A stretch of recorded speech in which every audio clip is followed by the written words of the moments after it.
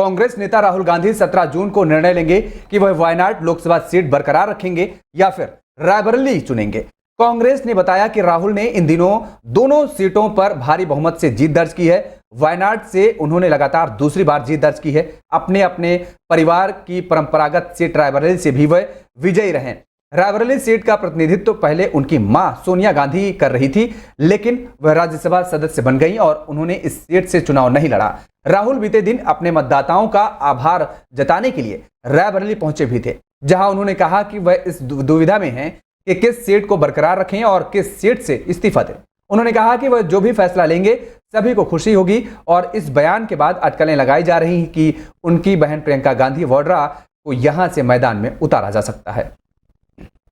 और उधर मुंबई उत्तर पश्चिम लोकसभा सीट से नवनिर्वाचित सांसद रविंद्र वायकर के रिश्तेदार मतगणना केंद्र में फोन इस्तेमाल करने से संकट में आ गए हैं। पुलिस ने इस मामले में वायकर के रिश्तेदार के खिलाफ मामला दर्ज किया है।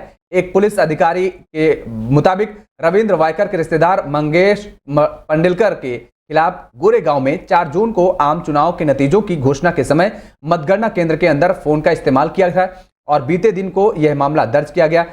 वनरई पुलिस की जांच में पता चला कि मंगेश पंडिलकर फोन का इस्तेमाल कर रहे थे। पुलिस ने बताया कि इस मोबाइल फोन का इस्तेमाल ईवीएम मशीन को अनलॉक करने वाले ओटीपी को जनरेट करने के लिए किया गया। गौरव चुनाव आयोग के साथ एनकोर संचालक थे। वनरई पुलिस ने चुनाव आयोग के मतदान कर्मी दिनेश गौरव के साथ मंगेश पंडिलकर को सीआरपीसी 41A के तहत नोटिस जारी किया है।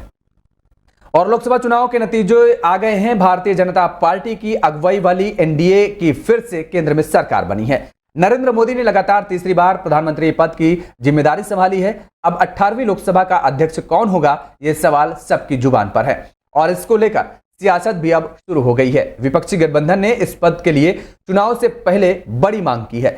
वहीं एक मीडिया रिपोर्ट्स में दावा किया गया है कि बीजेपी के प्रमुख सहयोगियों टीडीपी और जेडीयू की नजरें लोकसभा स्पीकर की कुर्सी पर है।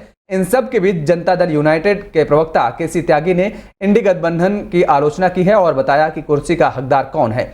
लोकसभा स्पीकर के चुनाव पर केसी त्यागी ने कहा, लोकसभा स्पीकर का पद सदन का सबसे गरिमापूर्ण पद होता है और उस पद पर पहला अधिकार सत्तारूढ़ दल का है। इंडिया गठबंधन की मांगे और बयान आपत्तिजनक हैं। राजकोट के गेम जोन के अग्निकांड में अब गिरफ्तारी की संख्या 12 हो चुकी है। बीते दिन पुलिस ने बताया कि पिछले महीने गेम जोन में आग लगने के बाद 2 नगर निगम कर्मी ने दस्तावेजों में हेरफेर की थी और इस आरोप में वे गिरफ्तार हुए थे।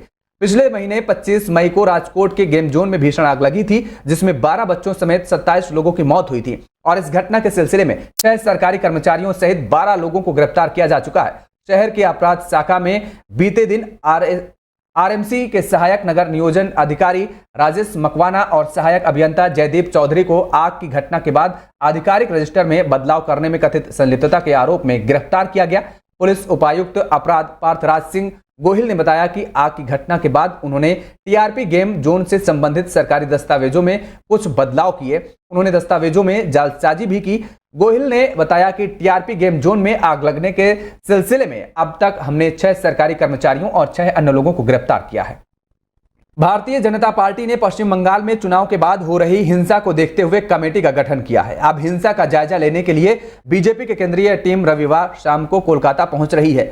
बीजेपी के राष्ट्रीय अध्यक्ष जेपी नड्डा ने बंगाल में चुनाव हिंसा का जायजा लेने के लिए त्रिपुरा के पूर्व मुख्यमंत्री और सांसद बिप्लब कुमार देव के नेतृत्व में बीते दिनों पार्टी के 4 सांसदों की एक टीम गठित की है। टीम शाम को यहां पहुंचने के बाद सबसे पहले कोलकाता के महेश्वरी भवन जाकर हिंसा पीड़ितों से मुलाकात करेगी और इसके बाद अगले दिन सुबह टीम डायमंड हार्बर, संदेशखाली, बासंती का दौरा कर पीड़ितों से मुलाकात करेगी। उसके बाद यह टीम कुछ बिहार का दौरा करेगी और वहां हिंसा प्रभावित बीजेपी कार्यकर्ताओं से भी मुलाकात करेगी। बीजेपी की कमेटी में रविशंकर प्रसाद, बिप्लब कुमार देव, सांसद ब्रजलाल और सांसद और कविता पाटीदार शामिल हैं। ये जल्द ही राज्य के हिंसा प्रभावित क्षेत्रों का दौरा करेंगे।